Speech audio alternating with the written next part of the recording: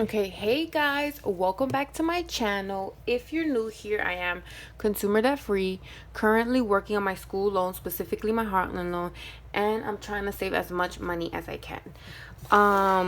This video is going to be my Nelnet history, just like I did with my Heartland one, but now it's gonna be my Nelnet one. So I have it in my financial notebook, which is this one, which I got at I think Dwayne Reed or slash Walgreens, because I know they're the same company, for like $10, probably $10. Yeah, because the original price of this I think is like 20. Yeah. Okay, so basically we're gonna turn to my history if I can find it.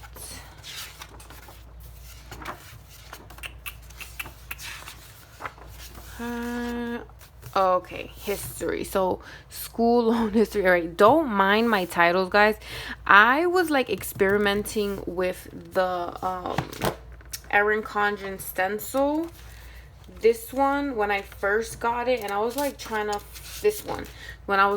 figure out how to best use this, like, and I was using so like if you can see here, this was the first time I used it with one of her markers, the Erin Condren markers, and it was not good because it was like smudging. And then I tried with like let me show you. First I tried with this side, the thicker side, the medium side, and it was smudging too much. Then I tried with the red one, the thin side, and it just did not look cute. Then I tried with another marker, and then I put a highlighter on top, and it was just not cute. But then I figured out that these markers, the Papermate, they work beautifully with her stencil. They don't smudge. It's just beautiful. All right, so school loan history, Nelnet. So I gave myself different sections to like talk about. So again, I graduated in May of 2014. If you haven't seen my Heartland video, I borrowed a total for like my 4 years, because Nelnet has like 9 different loans with it. And I got them at different years. So if you want to check, know what years I got that, you can check out my Credit Karma history, my Credit Karma videos, and I say like the year I got it. So I borrowed a total of $29,750. The Nelnet, like I said, has 9 different loans. Some are subsidized, some are unsubsidized from the government. And it ranges from 2010 to 2014 when I got these loans. So I didn't get any mail until I had to start paying. So Nelnet, like, it wasn't even in my mind because I didn't get any correspondence. So only when I got correspondence was from Heartland, continuously. And so I knew about it, but again, I said, like, I was just like, you know what, I don't know how to deal with this. I'm on school deferment, blah, blah. So I started paying on August 14, 2017, because if you haven't seen the other video, I did join Teach for America, which is a nonprofit organization. So you basically work in like a very, like in a, they place you in low income areas in New York or like any state, but I got chosen in New York City. And you go to school for 2 years to get your master's as well. I was supposed to graduate with my master's in 2016, but my principal signed me up for some free classes that could count towards my master's. So the only thing was I had to wait till 2017 to graduate, which was fine with me since I didn't have to take out loans to pay for my master's. So I'm assuming that I didn't get any mail because I was deferred because of Teach for America. So 2 months before I had to start paying, I received a letter that I would have to pay my standard payment plan. I would have to pay every month $338.99. And when I saw this, I was like, no freaking way. There's no way I can afford to pay this, because you have to keep in mind during this time, I was reckless with my money. I wasn't saving. I had so much credit card debt. And I was still using my credit card. So, like, I was paying the minimum, but then I was still racking up. So, I was just, like, a hot mess during this time. So I had credit card debt, foolish thinking. So, that happened.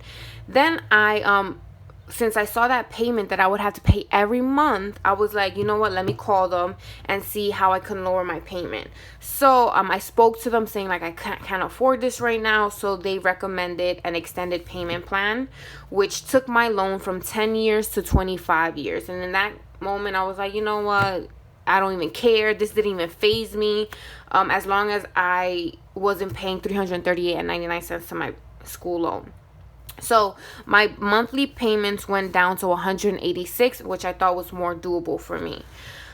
So on what is this, June 24, 2017, my total debt was $32,589.21. So I borrowed $29,750, and by June 24, 2017, it had already increased to $32,589.21. So let's see how much I had increased. So I want to put it where you can see it. 32,589.21 minus 29750. It had already increased $2,839.21, and that was all interest. And I didn't even know like this is how much I borrowed. But I thought this was how much I borrowed. But when I was doing my Nelnet history and breaking it down, I was like, damn, from those years of me borrowing that, from taking out that money, I had already accumulated $2,000, almost $3,000 in interest. All right, now, my payment history. So I had to start paying in August. But I sent a month early a payment. So on July 14th, 2017 to November 14th, 2019, I was only paying $200 to my Nelnet loan. So with this, $75 went to the so my first payment of July 24, 2017, $75 went to the principal, and the rest went to my interest, and I was paying $200. Now after this, so I did this for a couple years, only paying $200, and this is the time where I was not realizing how badly this was affecting my how badly it wasn't affecting my decrease in principal for my school loan. Then in November 15th, around the end of 2018, start of 2019, I was really serious with my debt, because I started watching Asia Dang, Dave Ramsey. I just started watching a lot of videos on school loans, and I wasn't alone in this, and I had to woman up and just look at my school loans. So in November 15, 2019, I officially became consumer debt free. So I was able to increase my payments of $200 back to $400. So okay, so let me rewind. So I was still on extended payment plan. So in November, when I knew I was credit card debt free, I called back to change my loan from from extended repayment plan back to standard payment plan. And so when I did that, the person who I called told me that my payments would increase to $395 a month. So I was mentally, I was so sad because that's a lot of money, guys. It's so much money for a loan, a month. So I was like, you know what? I gotta do it because I don't want to be in a 25-year plan. I want to go back to my 10-year plan. So I was mentally prepared to pay $400 a month. So that's what I did. I didn't write this down here, but a couple months later, I was looking at my loan summary, and it was saying that my minimum was $186 still. And I called them back hey, I wanted to make sure I was on standard repayment plan. They were like, oh yeah, you still are. And I was like, when I spoke to someone before, they told me my minimum would be $400. They were like, nope, your minimum is $186. So that was a side note. But anyway, I was like, you know what, even though my minimum is $186, I already mentally prepared to pay $400 a month, so I kept it at $400. Now I have paid a total, by the time I'm filming this video, this has definitely increased more, but I did this a while ago. So it's not the most accurate data right now with how much I've paid in total, but just for the point of this video, the total paid so far was $8,560. All right, guys, I don't know where it cut off, but basically in total I've paid till now at $8,566. Now, to the principal, only $4,760.35 went to the principal of those $8,566. To the interest, my interest was $3,805. So from those $8,566, $3,805.65 has gone to interest. And I also have like a Nelnet deep dive of like why this is, so go check out that video. I'll probably link it down below of how my like original balances, my outstanding balance was greater than my original balance because of my unsubsidized loans and how I wasn't paying the interest while I was in school, which was so dumb of me. Anyway, so these are the mistakes that I have made. I switched my payment plan from standard repayment plan to extended repayment plan, and I think that affected my interest as well. So that was dumb of me. Again, like I had a lot of credit card debt, so in that time mentally I just couldn't imagine paying credit card and then also paying about $400 towards my school loans. Like it was just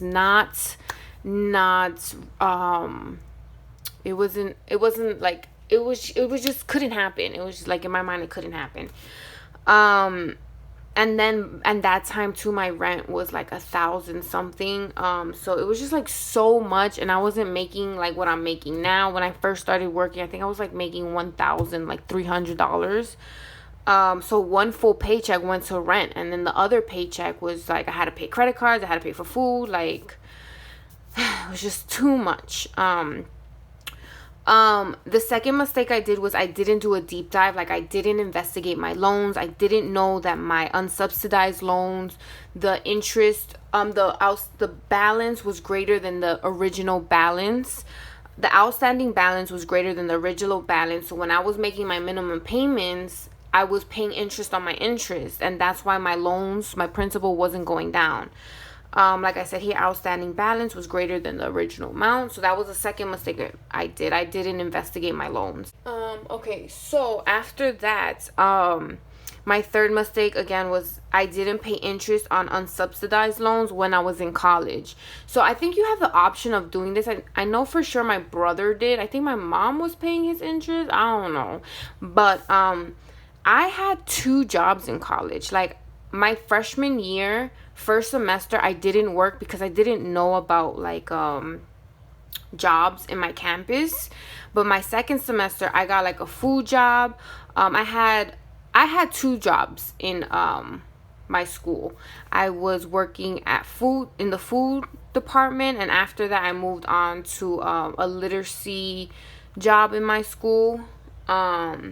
And then I also found a job off campus for Salvation Army. So I had 2 jobs. I was making money. I could have been paying off my interest on these loans, but because I was unaware of what was going on with my loan situation, I just didn't. So then the interest like piled up.